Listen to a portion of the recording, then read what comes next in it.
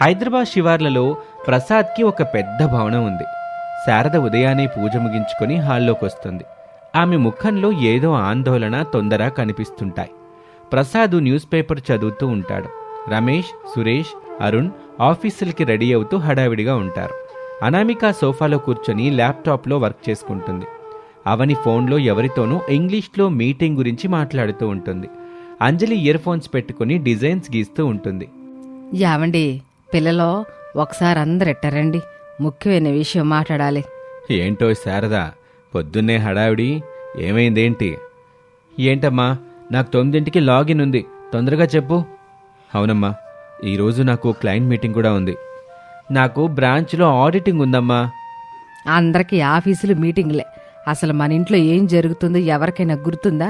వచ్చే ఆదివారం ఆషాఢ మాసం చివరి వారం. మన ఊరి మైసమ్మ తల్లికి బోనాలు సమర్పించాల్సిన రోజు. ఓ, బోనాల పండుగ. అవును కదా అత్తయ్య. అమ్మయ్య, సండే కదా, నాకు హాలిడే అత్తయ్య, పర్వాలేదు. వావ్, బోనాలు అంటే జాతర, డప్పులు, డాన్సులు కదా, ఫుల్ ఎంజాయ్ చేయొచ్చు. ఎంజాయ్ చేయడం కదా మహాతల్లులు, అమ్మవారికి భక్తితో బోనం వండి నెత్తిని పట్టుకుని గుడికెళ్ళి సమర్పించాలి. పోయినేడాది కరోనా అని, అంతకుముందు సంవత్సరం మీ పెళ్లిళ్ళ హడావుడని సరిగ్గా చేయలేదు. ఈసారి 3 కోడళ్ళు ఇంటికొచ్చారు. 3 తలొక బోనం ఎత్తి అమ్మవారికి మొక్కులు తీర్చుకోవాలి. బోనం ఎత్తడమా అంటే నేను కుండను తల మీద పెట్టుకుని నడవాలా? అత్తయ్య, ఈ వీకెండ్ నాకు ఆస్ట్రేలియా క్లయింట్స్తో ఇంపార్టెంట్ డెలివరీ ఉందండి. ఒక పని చేద్దాం, ఇప్పుడు జొమాటో, స్విగ్గీలో ట్రెడిషనల్ ఫుడ్ కూడా వస్తుంది కదా, ఆన్లైన్లో స్పెషల్ బోనం థాలి ఆర్డర్ చేస్తాను. వాళ్ళే పసుపు కుంకుమ పెట్టి డెలివరీ చేసేస్తారు. ఏమే, ఆన్లైన్ బోనమా? దేవుడికి పెట్టి నైవేద్యాన్ని ఎక్కడో హోటల్లో వాడు వండితే పెడతారా? అనామిక అక్క చెప్పేది కరెక్టే కదా అత్తయ్య, మనకి టైం ఉండదు. అయినా ఆన్లైన్ వద్దులేండి. నేను మా ఆఫీస్ ఈవెంట్స్ చేసే ఒక ఈవెంట్ మేనేజర్కి కాల్ చేస్తాను. వాళ్లే కుండలు తెస్తారు, లోపల అన్నం వండి తెస్తారు. వాళ్లే వేపాకులు కట్టి డప్పులు వాళ్ళని కూడా తీసుకొస్తారు. మనం జస్ట్ రెడీ అయిపోయి ఫోటోలకి ఫోజులిస్తే సరిపోతుంది. ప్యాకేజీకి బుక్ చేద్దాం అత్తయ్య. సూపర్ ఐడియా అక్క. నేను మంచి మ్యాచింగ్ పట్టు చీరలు డిజైన్ చేసుకుంటాను. క్యాటరింగ్ వాళ్ళకి చెప్తే వెరైటీగా ఒక 10 రకాల స్వీట్స్ కూడా బోనంలో పెట్టొచ్చు. అది వినగానే శారద ముఖం కోపంతో ఎర్రబడుతుంది. కొడుకులు 3 తమ భార్యలంటున్న మాటలకి తలలు పట్టుకుంటారు. ఆపండి మీ పిచ్చ కోతలు. ఈవెంట్ మేనేజ్మెంటా, క్యాటరింగా, ఇదేమన్నా మీ పుట్టినరోజు పార్టీలు అనుకుంటున్నారా? పళ్ళు విరుచుకొని డాన్స్ చేయడానికి. అసలు బోనం అంటే ఏంటో తెలుసా మీకు? అమ్మా, వాళ్ళకి తెలియదు కదా. నువ్వు ఊరుకోరా. ఏమే, ఆఫీసుల్లో పనుంటే అమ్మవారికి మొక్కుకోరా. బోనం అంటే వంట ఆడుండే బిర్యానీ కాదు, ఇంటి ఎల్లాలు స్వచ్ఛమైన మనసుతో పవిత్రంగా భక్తితో వండే ప్రసాదం. కొత్త కుండ తెచ్చుకుని దానికి సున్నం కొట్టి పసుపు కుంకుమలు పెట్టి లోపల పాలు, బెల్లం, అన్నం వండి ఆ వేడి కుండ నెత్తునెట్టుకొని కాళ్ళకి చెప్పులు లేకుండా గుడికెళ్ళి సమర్పించుకోవాలి. అది సాంప్రదాయం అంటే. అత్తయ్య, మేము ఉదయం లేచినప్పటి నుంచి రాత్రి పడుకునే వరకు ల్యాప్టాప్ల ముందు తలలు పగలగొట్టుకుంటున్నాం. ఇవన్నీ చేసే ఓపిక, సమయం మాకు ఎక్కడున్నాయి? భక్తుంటే చాలు కదా, ఎవరు చేస్తా ఏంటి? భక్తి ఎవరికుంటే వాళ్ళు చెయ్యాలమ్మా. మీ చేతులతో దేవుడికి నైవేద్యం వండలేని ఆ ఉద్యోగాలు నాకొద్దు. మీ ఇష్టం. మీకు కావాలంటే మీ ఈవెంట్ మేనేజర్లతో ఈ ఇల్లు వదిలి బయట చేసుకోండి. నా ఇంట్లో, నా పూజ గదిలో, నా కోడల్లో, నా పద్ధతులతో చేస్తేనే బానం, లేకపోతే లేదు. అలా చెప్పి శారద కోపంగా పూజగదిలోకి వెళ్లి తలుపేసుకుంటుంది. హాల్లో నిశ్శబ్దం అలుముకుంటుంది. చూశారుగా ఆమె మనసు ఎంత గాయపడిందో. మామయ్య, అత్తయ్య మరి పాతకాలం నాటి మనిషిలా ఆలోచిస్తున్నారే. జనరేషన్ మారింది కదా. అమ్మా, జనరేషన్ మారినా మన మూలాలు మారకూడదమ్మా. సరే, సాయంత్రం మాట్లాడుకుందాం, అందరూ ఆఫీసులకి వెళ్ళండి. అలా ఉండగా రాత్రి భోజనాలు పూర్తయిన తర్వాత ప్రసాదు కొడుకులను, కోడళ్లను డైనింగ్ టేబుల్ దగ్గరే కూర్చోబెడతాడు.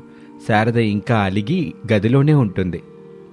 అమ్మాయిలు, మీ అత్తయ్య కోపం చూశారుగా, దాన్ని వెనక్కున్న ఆవేదనని మీరు గమనించలేదమ్మా. ఆ ఆవేదన ఏముంది మావయ్య? మమ్మల్ని అర్థం చేసుకోకుండా తన పంతో నెగ్గించుకోవాలని చూస్తున్నారు. కాదమ్మా, బోనం అంటే కేవలం ఒక ఆచారం కాదు, అదొక అమ్మతనపు భావోద్వేగం. 600 ఏళ్ల క్రితం తెలంగాణలో కలరా, ప్లేగు లాంటి అంటువ్యాధులు వచ్చి జనాలు పెట్టెలా రాలిపోతున్నప్పుడు అమ్మవారిని చల్లగా చూడమని వేడుకుంటూ మొదలుపెట్టిన ఆచారం అమ్మా ఇది. అవునా? దీని వెనక ఇంత హిస్టరీ ఉందా మావయ్య? అవునమ్మా, మీరు చదువుకున్నవారు కదా, సైంటిఫిక్గానే ఆలోచించండి. ఆషాఢ మాసంలో వర్షాలు మొదలయ్యి అంటువ్యాధులు వస్తాయి. అందుకే బోనం కుండకి సున్నం, పసుపు పూస్తారు. ఇవి క్రిమి సంహారకాలు. వేపాకులు కూడా గాలిని శుభ్రపరుస్తాయి. ఆ కుండలో వండే అన్నం, పెరుగు, బెల్లం మన శరీరానికి ఇమ్యూనిటీనిస్తాయి. ఇది మన పెద్దలు మన ఆరోగ్యం కోసం పెట్టిన సైన్స్ అమ్మా. నాన్న చెప్పేది నిజమే అనామిక. అమ్మ ఏనాడు మీ సంపాదన కావాలని అడగలేదు. ఈ ఒక్క పండుగ ద్వారా మీరు ఇంటి బాధ్యతని, సాంప్రదాయాన్ని నేర్చుకోవాలని ఆశపడుతుందంతే. అవునవని, మన ఆఫీస్ టార్గెట్స్ రీచ్ అవటానికి రెయిన్బౌలు కష్టపడతాం. కానీ మన కుటుంబ క్షేమం కోసం మొక్కుకునే పండగ కోసం ఒక్కరోజు కష్టపడలేమా? ఈవెంట్ మేనేజర్లకు ఇస్తే వాళ్ళకదొక బిజినెస్ కాంట్రాక్ట్ మాత్రమే. అందులో అమ్మకుండే ప్రేమ, శ్రద్ధ ఉండవు. అంజలి, నువ్వు డిజైన్స్ వేసేటప్పుడు నీ చేతులతో వేస్తే వచ్చే సంతృప్తి వేరే వాళ్ళ చేత కాపీ కొట్టిస్తే వస్తుందా? భక్తి కూడా అంతే. మన చేతులతో చేస్తేనే ఆ ఫీల్ వస్తుంది. అది విన్నాక ముగ్గురు కోడళ్ళు మౌనంగా ఆలోచనలో పడతారు. ప్రసాద్ చెప్పిన మాటలు వారి మనసులో నాటుకుంటాయి. తాము ఆధునికత పేరుతో ఎంత గొప్ప సాంప్రదాయాన్ని, అత్తగారిని, ప్రేమని మిస్ అవుతున్నారో వారికి అర్థమవుతుంది. మీరు చెప్పింది నిజమే మావయ్య. మాకు టైం లేదని షార్ట్ కట్స్ వెతికాం, కానీ పండుగ వెనక ఉన్న అసలు అర్థాన్ని మర్చిపోయాం. సారీ రమేష్, నాది తప్పు. రేపు ఆఫీస్కి సెలవు పెడుతున్నాను. బోనం ఎలా ఉండాలో అత్తయ్య దగ్గర నేర్చుకుంటాను. నేను కూడా మావయ్య, మేమే స్వయంగా బోనాలు చేసుకుంటాం. నా కోడళ్ళు బంగారం. వెళ్ళి మీ అత్తయ్యను ఒప్పించండి. ఆమె మనసు వెంటనే కరిగిపోద్ది. అలా ఉండగా మరుసటి రోజు ఉదయం సమయంలో శారద వంటగదిలో ఉదాసీనంగా పనిచేసుకుంటుంది. అనామిక, అవని, అంజలి ముగ్గురు తలస్నానం చేసి వంటగదిలోకి వస్తారు. శారద వాళ్ళని చూసి ఆశ్చర్యపోతుంది. అత్తయ్య, మమ్మల్ని క్షమించండి. నిన్న అహంకారంతో ఏదేదో వాగేశాం. అవునత్తయ్య, బోనం గొప్పతనం మాకు ఇప్పుడు అర్థమైంది. ఈవెంట్ మేనేజర్లు వద్దు, ఆన్లైన్ ఆర్డర్స్ వద్దు. ఈ కోడళ్ళే మీ చేతుల మీదుగా బోనం వండుతారు. ప్లీజ్ అత్తయ్య, మాకెలా చేయాలో నేర్పించండి. మీ ఆధ్వర్యంలోనే పండుగ జరగాలి. అది వినగానే శారద కళ్ళల్లో ఆనంద భాష్పాలు రాలుతాయి. ముగ్గురిని దగ్గరకు తీసుకుంటుంది. నాకే కోపం లేదులే అమ్మా. రండి, ముందుగా పెరట్లోకి వెళ్ళి కొత్త కొండలు తీసుకురండి. అలా అనగానే నలుగురు పెరట్లోకి వస్తారు. అక్కడ కొనుగోలు చేసి పెట్టిన 3 మట్టి కుండలుంటాయి. అనామేక, ముందు ఆ కొండలను శుభ్రంగా కడిగిపెట్టు. అప్పుడు ముగ్గురు ఉత్సాహంగా పనులు మొదలు పెడతారు. అత్తయ్య, ఈ మట్టి కుండ వాసన ఎంత బాగుందో కదా. ఇదే కదమ్మా మట్టికున్న మహత్యం. ఇటు చూడండి, కొండకి సగం వరకు సున్నం రాయాలి, ఆ పైనేమో పసుపు రాయాలి, చుట్టూ ఎర్రటి కుంకుమ బొట్లు పెట్టుకోవాలి. ఇట్టా నేను ఒకటి చేసి చూపిస్తాను, చూడండి. ఓ, ఇంతే కదా అత్తయ్య, ఇవ్వండి నేను చేస్తాను. అలా అంటూ అనామిక క్షణాల్లో అత్తగారు చెప్పినట్లే తన కుండకు పర్ఫెక్ట్గా సున్నం, పసుపు రాసి అందంగా కుంకుమ బొట్లు పెడుతుంది. అరే అనామిక, ఎంత తొందరగా ఎంత నీట్గా చేసావమ్మా, భలే పట్టుకున్నావే. థ్యాంక్స్ అత్తయ్య. అవని, అంజలి, మీరు కూడా ఇలా రండి, నేను చూపిస్తాను. అవని, కుండిని ఇలా పట్టుకుని సున్నం కింది నుండి పైకి రా. అంజలి, పసుపు కొంచెం చిక్కగా కలుపుకో. అలా అంటూ అనామిక తన తోటి కోడళ్లకు దగ్గరుండి మార్గదర్శనం చేస్తుంది. వాళ్ళు కూడా అనామిక సాయంతో కుండలను అందంగా అలంకరిస్తారు. ఇక వేపాకులు కట్టండి కుండ చుట్టూ. వేప అమ్మవారికి ఇష్టమైన వృక్షం, అది ఆరోగ్య ప్రదాయిని కూడా. అప్పుడు అంజలి వేపాకులు కట్టటంలో కొద్దిగా ఇబ్బంది పడుతుంటే అనామిక వెంటనే వెళ్ళి దారం ఎలా ముడివెయ్యాలో నేర్పిస్తుంది. అనామికలోని చురుకుదనాన్ని, తోటి కోడలను కలుపుకుపోయే తత్వాన్ని చూసి శారద ఎంతో మురిసిపోతుంది. ఇప్పుడు పొయ్యలిగించి కుండలో పాలు, నీళ్లు పోసి ఎసరు పెట్టండి. ఎసరు మరుగుతున్నప్పుడు బియ్యం వెయ్యాలి. అన్నం ఉడికాక అందులో బెల్లం కలపాలి. అర్థమైంది అత్తయ్య, మీరు చెప్పిన కొలతలతో నేను ముందు చేసేస్తాను. అవని, అంజలి, నా వెనకాలే మీరు కూడా స్టార్ట్ చేయండి. ఏవైనా డౌట్స్ వస్తే నేను హెల్ప్ చేస్తాను, పదండి. అలా అనుకుంటూ అనామిక చొరవ తీసుకొని ముందుగా పర్ఫెక్ట్గా అన్నం వండుతుంది. ఆ తర్వాత అవని, అంజలిలతో కూడా దగ్గరుండి వండిస్తుంది. వావ్ అక్క, ఆఫీసులో ప్రాజెక్ట్స్ ఎంత ఈజీగా మేనేజ్ చేస్తావో, ఇక్కడ వంట కూడా అంతే ఈజీగా చేసేస్తున్నావు. నీ గైడెన్స్ సూపర్. అదంతా అత్తయ్య చెప్పిన విధానంలోనే ఉందిలే అవని. అత్తయ్య బెస్ట్ మేనేజర్. ఆ సమయంలో తోడికోడళ్ల మధ్య ఉన్న ఆప్యాయతను, తన పెద్ద కోడలి బాధ్యతను చూసి శారద ఎంతో సంతోషిస్తుంది. ఇక అలా అనుకుంటూ ఉండగా బోనాల పండుగ రోజు రానే వచ్చింది. ఇల్లంతా వేపాకు తోరణాలు, పూల అలంకరణలతో కలకల్లాడుతుంది. బయట డప్పుల చప్పుడు వినిపిస్తుంది. శారద పట్టుచీర కట్టుకుని తయారై ఉంటుంది. అనామిక, అవని, అంజలి ముగ్గురు అచ్చమైన తెలుగింటి ఆడపడుచుల్లా పట్టుచీరలు, పూల జడలు, నగలు ధరించి హాల్లోకొస్తారు. దిష్టి తగులుతుందేమో, నా కోడళ్ళు ముగ్గురు మహాలక్ష్ములాగా ఉన్నారు. పదండి అమ్మాయిలు, ముహూర్తం మించిపోతుంది. బోనాలు నెత్తిని పెట్టుకోవాలి. అప్పుడు పూజ గదిలో 3 బోనాల కుండలు అందంగా ముస్తాబై ఉన్నాయి. వాటిపై దీపాలు వెలుగుతున్నాయి. బోనం కొండ ఎత్తుకోవడం ఒక ఎత్తు అయితే దానిని బ్యాలెన్స్ చేసుకోవడం ఇంకో ఎత్తు. భయపడకూడదు. వెన్ను నిటారుగా ఉంచి ఒక చేత్తో కుండను పట్టుకొని మరో చెయ్యి నడుం మీద ఆనించి శ్వాస తీసుకుంటూ బ్యాలెన్స్ చేసుకోవాలి. ముందెవరు పట్టుకుంటారు? అది వినగానే అవని, అంజలి ఇద్దరూ కొంచెం కంగారుగా ఒకరి ముఖం ఒకరు చూసుకున్నారు. నేను పెట్టుకుంటాను అత్తయ్య, ముందు మీరు చెప్పినట్లే చేస్తాను అని అనామిక అంటుంది. ఇక శారద అనామిక తలపై చుట్టపెట్టి బోనం కుండను నెత్తిన పెడుతుంది. అనామిక అత్తగారు చెప్పినట్లే వెన్ను నిటారుగా ఉంచి ఒక చెయ్యి నడుముపై పెట్టుకొని మొదటిసారైనా సరే చాలా పర్ఫెక్ట్గా నిలకడగా బ్యాలెన్స్ చేస్తుంది. అరే భలే పట్టుకున్నావే అనామిక, ఒక్కసారికే బ్యాలెన్స్ వచ్చేసింది నీకు. నా పెద్ద కోళ్ళలో ఏ పనైనా ఇట్టే పట్టేసుద్ది. మీరు చెప్పిన టెక్నిక్ ఫాలో అయ్యాను అంతే అత్తయ్య. సర్లే అవనే, అంజలి మీరు రెండమ్మా, ఇక మీ వంతు వచ్చింది. అక్క కొంచెం భయంగా ఉంది, పడిపోతుందేమో అనిపిస్తుంది. భయపడకవని, నేనున్నాను కదా, ఇట్రా, నేను చెప్తాను చూడు. కుడి కాలు కొంచెం వెనక్కి పెట్టు. ఇప్పుడు వెన్నెముక అస్సలు వంచుకో. కుడి చేత్తు కుండ అంచు పట్టుకో. ఎడమ చెయ్యి నాలాగా నడు మీద పెట్టుకో. అది విన్నాక అనామిక చెప్పిన సూచనలతో అవని తల మీద కుండ పెట్టుకుని పర్ఫెక్ట్గా బ్యాలెన్స్ చేస్తుంది. అమ్మయ్య వచ్చేసిందక్క. థ్యాంక్ యూ అక్క, నీ వల్ల అయితే నాకు భయం పోయింది. Very good. అంజలి ఇప్పుడు నువ్వురా, కంగారు పడకుండా నా వైపు చూస్తూ అడుగులు వేయి. అప్పుడు అంజలి కూడా అనామిక మార్గదర్శకంలోనే చాలా సునాయసంగా బోనం ఎత్తుకుంటుంది. ఇప్పుడు ముగ్గురు కోడళ్ళు తల మీద బోనాలతో ఎంతో అందంగా పర్ఫెక్ట్ బ్యాలెన్స్తో నిలబడి ఉంటారు. అక్క నువ్వు లేకపోతే మాకు బ్యాలెన్స్ వచ్చేది కాదు. ఏముంది అంజలి, మన అత్తయ్య గైడెన్స్, నా ఇంప్లిమెంటేషన్ అంతే. తోడు కోడలంటే కొట్లాడుకునేవాళ్ళు కాదు, ఇట్ట ఒకరికొకరు తోడుగా ఉంటూ నేర్చుకునేవాళ్ళని నిరూపించారు. పెద్ద కోడలుగా అనామిక చెల్లెలని ఎంత బాగా కలుపుకుపోయిందో చూస్తే నాకే చాలా గర్వంగా ఉంది. మీరు ముగ్గురు కాదు, నాకు 3 కళ్ళు. ఆధునికత అనేది నీ ఉద్యోగాల్లో ఉండాలి, కానీ సాంప్రదాయం మీ ఆచరణలో ఉండాలి. ఈరోజు మీరు ఆ రెండింటినీ బ్యాలెన్స్ చేశారు. ఇంకా ఆలస్యం చేయబాకండి, అమ్మవారు ఎదురు చూస్తుంటుంది, నడవండి. అలా ముగ్గురు కోడళ్ళు తలపై బోనాలతో, ముఖంలో ఆధ్యాత్మిక కళతో ముందుకు కదులుతారు. ముందు కొడుకులు, మామగారు నడుస్తూ ఉండగా డప్పుల చప్పుళ్ళు. శారద గర్వంగా తన కోడళ్లను చూస్తూ గుడివైపు నడుస్తుంది. ఆధునికత మరియు సాంప్రదాయం మధ్య అద్భుతమైన సమన్వయం కుదిరి ఆ కుటుంబం మొత్తం ఎంతో సంతోషంగా బోనాల పండుగను జరుపుకుంటారు. ఇది వాల్టి కథ. మరొక ఆసక్తికర కథలో మళ్ళీ కలుద్దాం. అంతవరకు సెలవు, నమస్తే.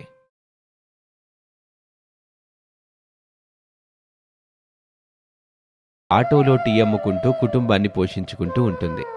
అవని, అంజలిలు ధనవంతుల ఇంటి ఆడపడుచులు. వారికి డబ్బు, పలుకుబడి ఉన్నాయి. అత్తగారు శారద ఎప్పుడూ చిన్న కోడళ్ళ ఆస్తులు చూస్తూ మురిసిపోతూ ఉంటుంది. పెద్ద కోడలు అనామిక పేదరికం, టీ అమ్మటం చూసి అవమానిస్తూ ఉంటుంది. ఓ రోజు ఉదయం సమయంలో శారద ఇంటి హాల్లో తన చిన్న కోడలు అవని, అంజలితో ముచ్చట్లు పెడుతుంది. అనామిక బయట వర్షంలో ఆటోలో టీ ఫ్లాస్కులు, కప్పులు, బిస్కెట్ ప్యాకెట్లు సర్దుకుంటూ తన పాత గొడుగుని సరిచేసుకుంటూ ఉంటుంది. చలికి వణుకుతున్న ఆమె ముఖంలో ఒక దృఢ సంకల్పం కనిపిస్తుంది. నా చిన్న కోడలు చూడు, ఎంత మహారాణులాగున్నారో. అవని వాళ్ళ నాన్నగారి ఫ్యాక్టరీ గురించి ఈ ఊరంతా కథలుగా చెప్పుకుంటున్నారు. వాళ్ళ ఫ్యాక్టరీలో 100 మంది పనిచేస్తారు. ఇక అంజలి వాళ్ళ అన్నయ్య ఎమ్మెల్యే. ఆయన తలుచుకుంటే ఊళ్ళో పనులు చిటికలు అయిపోతాయి. మీ ఇద్దరి వల్ల మన ఇంటికి ఎంత కలమ్మా, ఎంత గౌరవం వచ్చిందో. నలుగురిలో తలెత్తుకుని తిరగగలుగుతున్నాను. అంతా మీ దయత్తయ్య. నాన్నగారు కూడా మీ గురించి ఎప్పుడూ గొప్పగా చెప్తారు.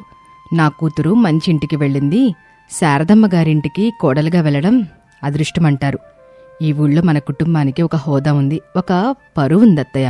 అదంతా సరే గాని అత్తయ్య, ఈ పెద్ద కోడలి వల్ల మన పరువు మన హోదా అంతా గంగలో కలుస్తుంది. ఆ చలిలో ఆ వర్షంలో ఆ డొక్క ఆటో వేసుకుని బస్టాండ్ దగ్గర రైల్వే స్టేషన్ దగ్గర టీ అమ్ముకోవడం ఏంటత్తయ్య? మన ఇంటి కోడలు, అదే మీ పెద్ద కోడలు, రోడ్డు మీద టీ అమ్ముతూ ఎవరెవరితోనో మాట్లాడుతూ ఉంటే జనాలేమనుకుంటారు? మన పరువు ఏమవుతుంది? ఏమే అనామిక, ఏంటన్నావా లేదా?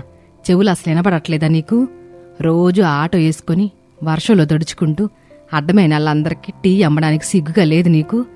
నా కోడళ్ళిద్దరూ ఆస్తులు అంతస్తులు పట్టు చీరలతో తొలతొగుతుంటే నువ్వేమో రోడ్డు మీద బెచ్చగత్తెలాగా పాత బట్టలేసుకుని మా పరువు తీయడానికొచ్చావు.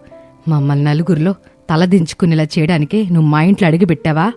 అత్తయ్య, నేను కష్టపడి బ్రతుకుతున్నానే తప్ప ఎవరినీ ఆచించట్లేదు, దొంగతనం చేయడం లేదు కదా. వర్షాకాలంలో ఈ చలికి టీ తాగేవారు ఎక్కువగా ఉంటారు. కూలీలు, డ్రైవర్లు, ప్రయాణికులు. వాళ్ళకి నేనిచ్చే టీ ఎంతో ఉపశమనాన్ని కలిగిస్తుంది. ఈ 4 రాళ్లు వస్తేనే మా ఆయన మందులకి, ఇంట్లో కరెంటు బిల్లులకి, ఇతర అవసరాలకే పనికొస్తాయి. నా పని నాకు దైవం అత్తయ్య. నా పని పట్ల నాకు ఎలాంటి చిన్న చూపు లేదు. దయచేసి నన్నేమనకండి, నా పనిని మీరు కించపరచకండి. నీ పని నీ దైవం నీ నీతులంటూ నా చెవుల్ని తుప్పు పట్టచబాక. నీ దరిద్రం చూస్తుంటేనే, నీ యాసం చూస్తుంటే నాకు కంపరం వస్తుంది. అసలు అసహ్యం వేస్తుందనుకో. వెళ్ళి నీ దరిద్ర పాట వేసుకొని ఎటో సావు ముందు మా కళ్ళ ముందు కనిపించబాక. అలా అనగానే అనామిక కన్నీళ్లు తుడుచుకుంటూ భారంగా ఆటో స్టార్ట్ చేసుకుని వెళ్ళిపోతుంది. ఆటో వెళ్తున్న వైపు చూస్తూ లోపల నుంచి వచ్చి రమేష్ నిట్టూరుస్తాడు. అమ్మా, ఎప్పుడు ఆ పిల్లని ఎందుకలా అంటావు? తను రాత్రింబవళ్ళు కష్టపడుతుందిగా. నా అనారోగ్యం వల్ల నేనే పని చేయలేకపోవటం వల్లే కదా తన ఇంటి భారం మొత్తం తన భుజాలపై మోస్తుంది. తను లేకపోతే నా మందుల ఖర్చులకైనా ఎలా వస్తాయమ్మా? నువ్వు నోరు మూసుకో రామేషు. నా మాటలంటే నీకు అసలు లెక్కలేదు.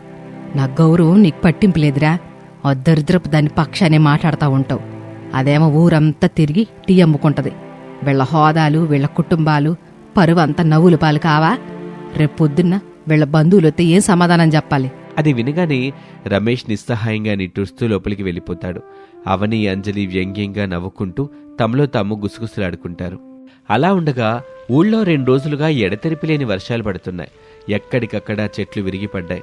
కరెంటు లేదు. నీటి సరఫరా ఆగిపోయింది. రాకపోకలు పూర్తిగా ఆగిపోయాయి.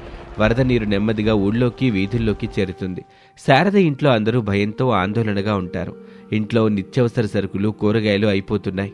శారద, ఈ వర్షం తగ్గేలా లేదు. గాలివాన ఇంకా విరుగుతుంది. ఫోన్లు బంద్ చేయటంలా. కరెంట్ లేదు. ఇంట్లో బియ్యం, పాలు, కనీసం తాగడానికి మంచినీళ్ళు కూడా అన్నీ అయిపోయినాయి. పిల్లలకి వర్షంలో దడిస్తే జ్వరం వచ్చేలా ఉంది. ఇంట్లో మందులు కూడా లేవు. కనీసం ఫస్ట్ ఎయిడ్ గిట్ అయినా లేదు. ఎట్టా ఇప్పుడు? బయటికెళ్లే పరిస్థితి లేదు. అవునండి, నాకు చాలా భయంగా ఉంది. అమ్మాయి అవని, మీ నాన్నగారి ఫ్యాక్టరీ వాళ్ళకి ఫోన్ చేసి మీ నాన్నగారితో మాట్లాడి ఏమైనా సహాయం పంపమనొచ్చుగమ్మా. వాళ్ళ దగ్గర పెద్ద పెద్ద బండ్లు ఉంటాయిగా. అత్తయ్య, సిగ్నల్స్ లేవని 100 సార్లు చెప్పాను కదా. ఒక్క గీత కూడా రావట్లేదు.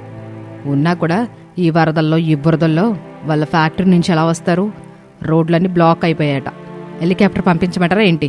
అమ్మా అంజలి, మీ అన్న ఎమ్మెల్యేగా అమ్మా, ఆయన కథ ఫోన్ చెయ్యమ్మా.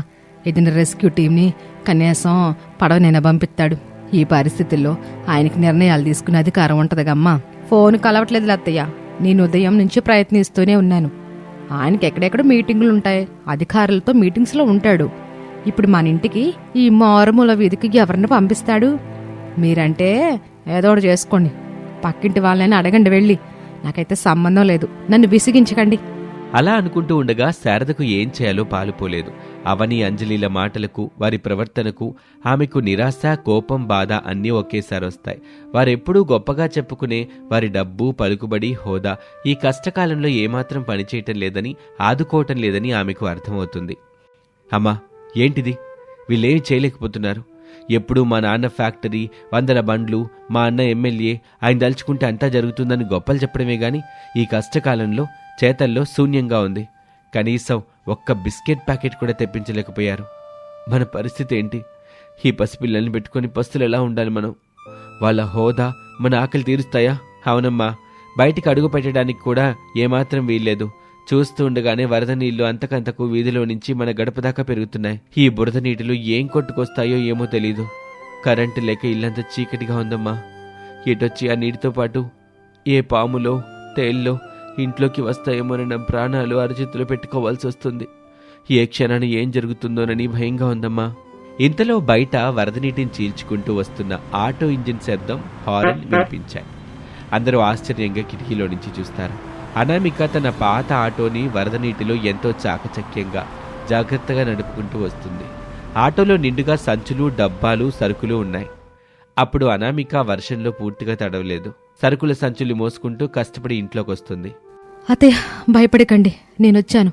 వర్షం వల్ల మీరు బయటికి వెళ్ళలేరని ఇంట్లో సరుకులు అయిపోయి ఉంటాయని తెలుసు. ఇవిగోండి, బియ్యం, పప్పులు, కూరగాయలు, నూనె, పాలు, బ్రెడ్తో సహా అన్నీ తెచ్చేశాను. జ్వరం మందులు, టార్చ్ లైట్ బ్యాటరీలు కూడా తెచ్చేశాను. అనామేక, నువ్వెట్టాగిల్లావు తల్లి? ఈ వరదల్లో, ఈ ప్రాణ సంకటంలో సరుకులు ఎక్కడ దొరికే? ఎవరో షాపులు తీయట్లేదుగా. అత్తయ్య, నేను రోజూ ఆటోలో ఊరంతా తిరిగి టీ అమ్ముతూ ఉంటాను కదా. ఊర్లో అందరూ నాకు తెలుసు, నేను వాళ్ళకి తెలుసు. మెయిన్ బజార్లో ఉన్న కిరాణా కొట్టు రంగయ్య గారు, హాస్పిటల్ దగ్గరున్న మెడికల్ షాప్ శ్రీనివాస్ గారు నాకు బాగా పరిచయం. వర్షం తగ్గిన కాసేపు వాళ్ళింటికెళ్ళి పరిస్థితి చెప్పా. బ్రతిమిలాడి ఈ సరుకులు అప్పుగా తీసుకొచ్చాను. వాళ్ళు నా మీద నమ్మకంతో ఇచ్చారు. నా ఆటో కూడా ఈ వరదల్లో నన్ను మోసం చేయకుండా ఎంత బాగా నడిచిందో తెలుసా? ఏ రోజు పనికిరాదన్న డొక్కుబండి నువ్వు చిన్నచూపు చూసిన టీ వ్యాపారమే. ఆ పరిచయాలే ఈరోజు మన ప్రాణాలు నిలబెట్టాయి, ఆపదలు ఆదుకున్నాయి. అది విన్నాక అవని, అంజలి ఇద్దరూ తలదించుకుంటారు. వారి ముఖాల్లో పశ్చాత్తాపం కనిపిస్తుంది. వారికి తమ తప్పు, తమ అహంకారం ఎంత దారుణమైందో అర్థమవుతుంది. డబ్బు, హోదా, అధికారం కంటే మనిషి కష్టం, నెట్వర్క్, మానవత్వం ఎంత ముఖ్యమో కష్టకాలంలో అవే ఆదుకుంటాయని వారికి ప్రత్యక్షంగా తెలిసొస్తుంది. నన్ను క్షమించమ్మా అనామిక. నా కళ్ళు నెత్తికెక్కి అహంకారం ఆవహించేసేసి నీ విలువ, నీ కష్టం విలువ తెలుసుకోలేకపోయాను. ఈ తోటి కోడల్లా ఆస్తులు, హోదాలు చూసి మురిసిపోయినే తప్ప నిన్ను పట్టించుకుందలేదు. కష్టపడ్డావు, నీ మంచితనం అదంతా చూసి అవమానించానమ్మా. పదే పదే మాటలతో బాధ పెట్టా. నా తప్పు నేను తెలుసుకున్నా. నిజమైన ఆస్తి నీ కష్టం, నీ మంచితనం తల్లి. ఆపదలో సొంత ప్రాణాలైన సైతం లెక్క చేయకోకుండా ఆదుకునే గుణం అమ్మ నీది. గొప్పదానివమ్మ నువ్వు. నిన్నన్న మాటలు నేను వెనక్కి తీసుకోలేను గాని నా పాపం పోయేలా ఇకపై నిన్ను నా సొంత కూతుర్లా చూసుకుంటాను. అత్తయ్య, మీరు పెద్దవారు, మా ఇంట్లో పెద్ద. మీ మాటలు నేనెప్పుడూ నా మనసులో పెట్టుకోలేదు. వాటి వల్ల నేనెప్పుడూ కృంగిపోలేదు. మీరన్నా కూడా అది నా మంచికే అనుకునేదాన్ని. మనమంతా ఒక కుటుంబం, ఒకరికొకరు సహాయం చేసుకోవాలి. కష్ట నష్టాల్లో తోడుండాలి కదా అత్తయ్య. శారదా, ఇప్పుడైనా నీకు బుద్ధొచ్చిందా? నీ కళ్ళు తెరుచుకున్నాయా? మన విలువ, మనుషుల విలువ వారి బ్యాంకు బ్యాలెన్స్లోనో, డబ్బులోనో, హోదాలోనో కాదు, వారి కష్టంలో, వారి గుణంలో, ఆపదలో వారు చేసే స్థాయిలో ఉండాలి. అనామిక మన ఇంటి బంగారు కోడలిగా రావటం మన అదృష్టం, మన పూర్వజన్మ సుకృతం. అక్క, నన్ను క్షమించక్క. నీ పనిని నిన్ను తక్కువ చేసి మాట్లాడావు. ఎన్నోసార్లు అవహేళన చేశా. నా తండ్రి ఆస్తి గర్వం, నా అహంకారం నన్ను అందురాల్ని చేసింది. నా కళ్ళు మూసుకుపోయేలా చేసింది. నువ్వెంత గొప్పదానో నాకిప్పుడు తెలిసిందక్క. అక్క, నేను చాలా తప్పు చేశాను. హోదా, అధికారం ఉంటే చాలు ప్రపంచాన్ని జయించొచ్చు అనుకున్నాను. కానీ ఆపదొచ్చినప్పుడు ఎవరూ రారని, మనసుకి దగ్గరైన వారే కాపాడతారని ఈవేళ తెలిసింది. నీ ఆటో, నీ వ్యాపారం ద్వారా నువ్వు సంపాదించిన మనుషులే మనల్ని కాపాడారు. మమ్మల్ని మనస్ఫూర్తిగా క్షమించక్క. అవని, అంజలి, మీరు నా సొంత చెల్లిలాంటోళ్ళమ్మా. కుటుంబ సభ్యుల మధ్య క్షమాపణలెందుకు? జరిగిందంతా మర్చిపోదాం. ఇక నుంచి మనమందరం కలిసికట్టుగా ఉందాం. ఏ కష్టం వచ్చినా, ఏ ఆపదొచ్చినా ఒకరికొకరు అండగా ఉంటూ కలిసి ఎదుర్కొందాం. అలా అనుకుంటూ ఉండగా వర్షాలు పూర్తిగా తగ్గిపోయాయి. ఎండ వచ్చింది. ఊరు మామూలు స్థితికి వచ్చేసింది. వీధుల్లో బురద, చెత్తని శుభ్రం చేస్తున్నారు. శారద ఇంటి ముందు ఉన్న ఆటోను, కప్పులను శుభ్రం చేస్తూ ఉంటుంది అనామిక. అవని, అంజలి కూడా ఎంతో ఉత్సాహంగా ఆమెకు సాయం చేస్తూ బండిని కడుగుతూ ఉంటారు. అనామేక, ఆ గిన్నెలు కట్టడం కసి పాపు. ఉదయం నుంచి క్షణం కూడా తీరిక లేకుండా పనిచేస్తూనే కష్టపడుతున్నావు. ఈ వేడివేడి కాఫీ దాగి కాస్త విశ్రాంతి తీసుకో తల్లి. నీ ఆరోగ్యం కూడా చూసుకోవాలిగమ్మా. ఇప్పుడే వస్తున్నాను అత్తయ్య. ఈ ఒక్క కప్పు కాఫీ చాలు నాకు. ఫ్లాస్క్ కడిగి బోర్లించేశాను, పని అయిపోతుందిలేండి. మీరు నా కోసం స్వయంగా తీసుకురావాలా చెప్పండి, నేను వచ్చేదాన్ని కదా. అత్తయ్య, ఈ రోజు నుంచి అక్కొక్కతే కష్టపడడానికి వీల్లేదు. నేను కూడా అనామిక అక్క ఆటోలో తోడుగా వెళ్తాను. హోల్సేల్ మార్కెట్కి వెళ్లి టీ పొడి, గ్లాసులు, కావలసిన సరుకులు తేవడంలో నా వంతు సాయం చేస్తాను. అక్కకి ఏ శ్రమ లేకుండా నేను చూసుకుంటాను. అవునత్తయ్య, నేను కూడా ఖాళీగా ఉండను. రోజు ఉదయాన్నే లేచి అక్కకి టీ డికాషన్ పెట్టడంలో, ఫ్లాస్కులు నింపడంలో, కప్పులని శుభ్రంగా సర్దడంలో సహాయం చేస్తాను. ఈ పెద్ద కోడలి టీ వ్యాపారానికి మేమిద్దరం కుడి ఎడమ భుజాల్లా ఉంటాం. అట్టా చెయ్యండమ్మా, నా కడుపు నిండిపోయింది. ఒకప్పుడు మీ ఆస్తులు చూసి గర్వపడిన నా కళ్ళు ఈరోజు మీ ఐకమత్యం చూసి ఆనందంతో తడిసిపోతున్నాయి. మీరంతా ఇట్ట కలిసికట్టుగా ఉంటే ఈ ఇల్లే ఒక నందనవనం అవుద్దమ్మా. నా కోడళ్ళ ముగ్గురు, నాకు 3 కళ్ళు. ఈ సంసారానికి 3 బలమైన స్తంభాలమ్మా. అలా అంటూ ప్రసాదు, రమేషు, సురేషు, అరుణ్ బయటకొస్తారు. ముగ్గురు కోడళ్ళు కలిసి పనిచేయటం, వారి మధ్య ఉన్న ప్రేమాభిమానాలను చూసి ఆనందంగా నవ్వుకుంటారు. కుటుంబం అంతా కలిసి ఆరుబయటకు ఆనందంగా సరదాగా మాట్లాడుకుంటూ ఉంటారు. ఆ వర్షం ఆ ఇంటికి ఒక పెద్ద పాఠం నేర్పించింది, ఒక గుణపాఠం లాంటిది. ఆపద సమయంలో, కష్టకాలంలో డబ్బు, అహంకారం, హోదాల కంటే ఒకరినొకరు సాయం చేసుకోవటం, ప్రేమగా ఉండటం, కష్టపడే తత్వమే ముఖ్యమని శారదకు, తన చిన్న కోడళ్లకు అర్థమైంది. అనామిక కష్టం, పట్టుదల, ఆమె చూపించిన ప్రేమ ఆ ఇంటిని చక్కదిద్దాయి, విడిపోతున్న బంధాలను కలిపాయి. అవని, అంజలి కూడా అనామికతో పాటు కలిసిపోయి తమ గర్వాన్ని వదిలేసి ఆ ఇంట్లో సుఖ సంతోషాలు వెల్లివిరిసేలా చేశారు. నిజమైన హోదా కష్టపడి బతకటంలోనే, ఆపదలో తోటివారిని ఆదుకోవటంలోనే ఉందని అనామిక తన చేతలతో నిరూపించింది.